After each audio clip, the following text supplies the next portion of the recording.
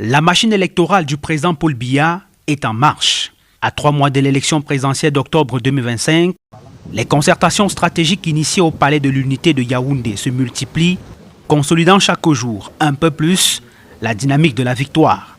Ce mercredi 16 juillet 2025, 2 partis alliés majeurs, le PADEC de Jean de Demomo et l'UPC de Robert Bappo-Lipote, ont été reçus au cœur de l'appareil stratégique du pouvoir pour réaffirmer leur engagement sans faille.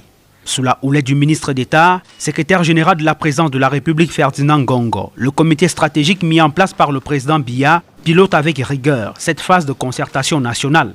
À ses côtés, le ministre Amadou Moustapha, secrétaire général adjoint numéro 2, et le ministre chargé de mission de la présidence, Philippe Bargambois, ont donné le ton.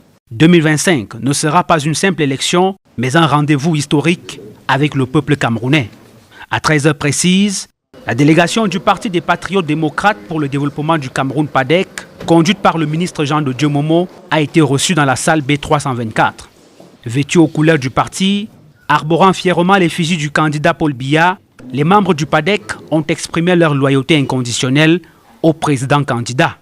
Un message fort, un soutien fort et déterminé du PADEC pour faire gagner le président de la République, son Excellence Paul Biya, notre candidat, à un score de 81% au moins. Nous voulons partir de 71% en 2018 à 81% en 2025. Nous avons les moyens stratégiques pour obtenir ce résultat.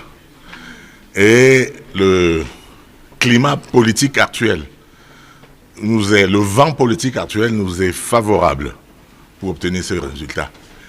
Avec la défection de certains adversaires et l'amoindrissement de l'éclat d'autres adversaires qui vont certainement avoir moins de suffrages qu'à la précédente élection de 2018. Un engagement fort qui illustre l'alignement sans équivoque d'un pan important de la société civile et politique autour du président sortant. Derrière cet objectif se cache une conviction profonde. Le président Paul Biya reste l'homme de la situation. Un homme dont l'âge respectable devient, selon ses soutiens, un symbole de sagesse et d'expérience dans un monde en pleine mutation. Nous l'avons combattu et nous avons trouvé que nous avions tort. C'est le candidat qu'il faut. Et qu'on ne vienne pas nous raconter de l'âge du président. C'est un âge tout à fait respectable. Parce qu'en Afrique, on dit que quand un vieux décède, meurt, on dit qu'un baobab est tombé. Donc un vieux, c'est un baobab. Nous sommes ici pour respecter et sacraliser un vieux, quelqu'un qui a de l'expérience. On sacralise les personnes âgées en Afrique. On ne leur demande pas d'aller au village. On leur demande de rester. Et encore que Yaoundé, c'est le village aussi, hein, dans une certaine mesure. On peut dire un village virtuel. Et tout dit, c'est aussi son village. Il peut rester ici et conduire les affaires de la République avec les gens comme nous. À 17h, c'était au tour de l'Union des populations du Cameroun UPC, conduite par son secrétaire général Robert Bappo-Lipote, de franchir les portes du palais.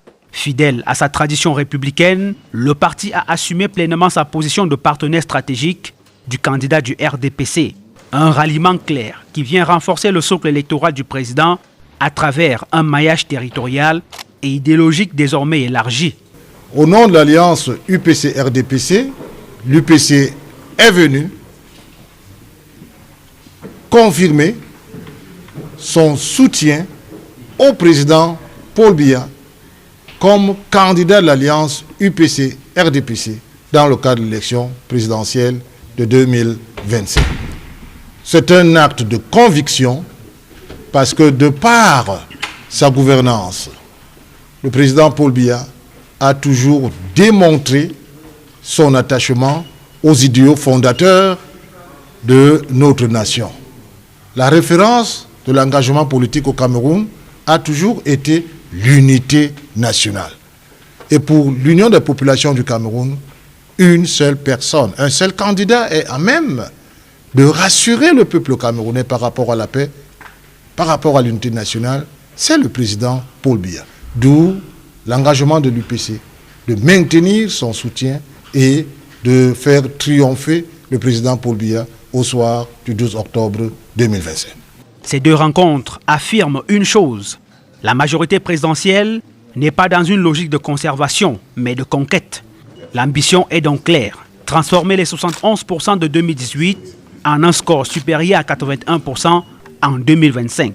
Pour y parvenir, les équipes misent sur un discours offensif adossé à des réalisations concrètes. Mise en service de barrages hydroélectriques, relance industrielle et modernisation de l'économie, formation professionnelle de la jeunesse, réforme de structures dans l'administration et les finances publiques. Le message est limpide. Paul Biya n'est pas seul. Il avance avec des alliés solides, une stratégie rodée et une vision affirmée. L'expérience, la stabilité et les résultats tangibles du septennat finissant constituent les piliers de cette candidature soutenue avec ferveur par des partis historiques et des acteurs influents. Ça a été une rencontre extrêmement instructive, extrêmement constructive.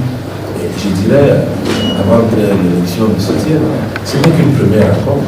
Nous aurons encore d'autres occasions d'échanger, de peaufiner nos stratégies pour une victoire éclatante de son Excellence Paul Biya à l'élection présidentielle d'octobre 2025. Le camp présidentiel s'organise, les lignes bougent. Et dans cette nouvelle configuration, la majorité présidentielle trace son chemin vers un nouveau plébiscite. Le cap est donc fixé, Paul Biya 2025 avec au moins 81% des voix.